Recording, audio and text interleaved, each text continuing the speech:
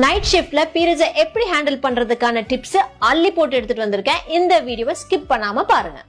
அள்ளி போட்டேன்றாடா நீ வாயா உட்காரு. நைட் ஷிஃப்ட்ல மெலட்டோனின் டிஸ்டர்ப் ஆகும். இதனால weight gain, menstrual cramps, acne எல்லாமே worsen ஆகும். சோ என்ன பண்ணலாம்? கட்டாயமா omega 3 and vitamin D add பண்ணுங்க. நைட் ஷிஃப்ட் முடிஞ்சு வீட்டுக்கு வந்ததுக்கு அப்புறமா ரெகுலர் ஸ்லீப் டைமிங் மெயின்டைன் பண்ணுங்க. Minimum of 6 to 7 hours sleep கிடைக்குதான்னு பாருங்க. இந்த டைம்ல heavy, oily and spicy foods avoid பண்ணுங்க. உங்களுக்கு gastritis and bloating கொடுக்கும். Light and frequent meals like soups, fruits, vegetables, curd rice இதெல்லாம் நீங்க கட்டாயமா சாப்பிடலாம்.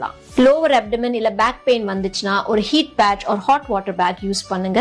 உங்க டீ அண்ட் காஃபியை கம்மி பண்ணுங்க. இதனால கூட கிராம்ப்ஸ் ஜாஸ்தி ஆகும். ஒரு நாளுக்கு ஒரு கப் போதும்.